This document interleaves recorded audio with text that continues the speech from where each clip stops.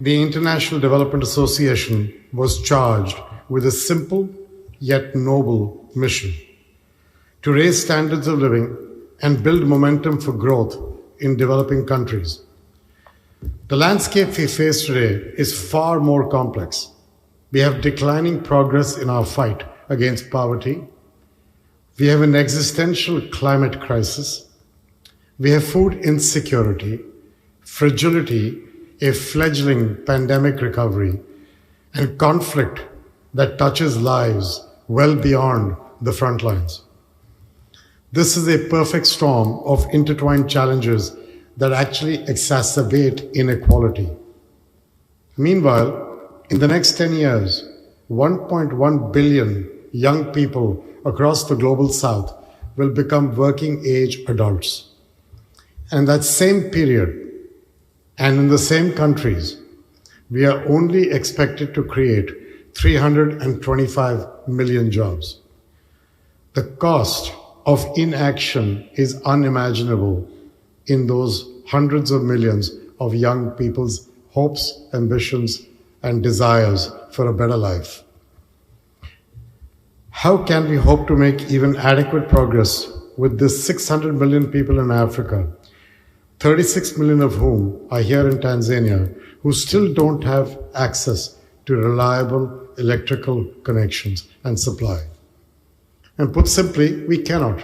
Without electricity, there is no social, no economic development. So to confront these intertwined development challenges, our only option is to respond aggressively, simultaneously, and comprehensively. And that is why we have adopted a new vision at the bank to create a world free of poverty on a livable planet. With this vision, what we are trying to do is to widen the aperture of the World Bank and our people, and at the same time get the motivation to demand that we expand the scope of IDA. Many of you came with the same commitment to purpose. It is what compelled me to be here and begin this journey of reimagining concessional finance together. This will be difficult, but if we really want to incentivize change and help countries with their development goals, we cannot just wish it. We need to fight for it. We need to move beyond projects to platforms. We need to replicate and scale success. We need to steal shamelessly and share seamlessly. For example, not too long ago, I visited a town in Nigeria where IDA had helped fund a mini grid system. The electricity it generated allowed small farmers to do their work in half the time. It enabled shopkeepers to accept digital payments and gave diabetics regular access to climate-controlled insulin. And with the new revenue flowing into the community, the school got a new roof, street lamps improved safety, and classroom enrollment increased. That is the real power of electricity. This event marks a critical juncture in our journey toward sustainable development and actualization of our collective inspiration for economic growth and poverty reduction. IDA is a major resource of concessional resources that are vital for countries that have few other means to fund their development. By providing these resources, IDA enables development countries to invest in areas that can have transformative impact on their economies and population, ultimately contributing to poverty reduction and sustainable development. Since its establishment, IDA has provided more than $530 billion for investment in over 115 countries. Given its strategic role, it is in most of our developing economies. It is therefore vividly clear that discussions on the future of IDA are a necessity in sustaining our end-to-end success and increasing the impact of IDA in our countries. I'm glad that this MTL provides us with an opportunity to reflect on the progress achieved, reviewing and adjusting of our strategies, and addressing emerging challenges with which we are going to maintain overall effectiveness of IDA in mission to alleviate poverty in the most vulnerable nations. Ladies and gentlemen, in Tanzania, IDA has over the years supported us in various areas of equitable and sustainable growth. To mention a few, that energy, transport, education, health, social protection, water, urban resilience, housing, ICT, and good governance. We appreciate IDA's support to transforming Tanzania's socio-economic landscape. IDA's portfolio has grown substantially and covers every sector and region in Tanzania, including Zanzibar. While here, you will also have a unique opportunity to witness how Tanzania's partnership with IDA is delivering on the ground by lifting millions out of poverty and driving transformative changes.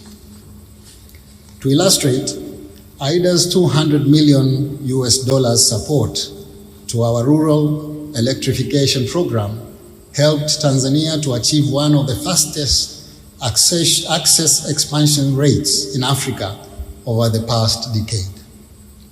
Though initially targeting 2.5 million people, since 2017, we have ensured access to electricity for more than 4.5 million people, as well as rural hospitals and schools. This access has created employment and business opportunities and improved outcomes for students in remote areas. This program was so impactful that it attracted additional financing of $335 million to help realize even better outcomes for rural communities.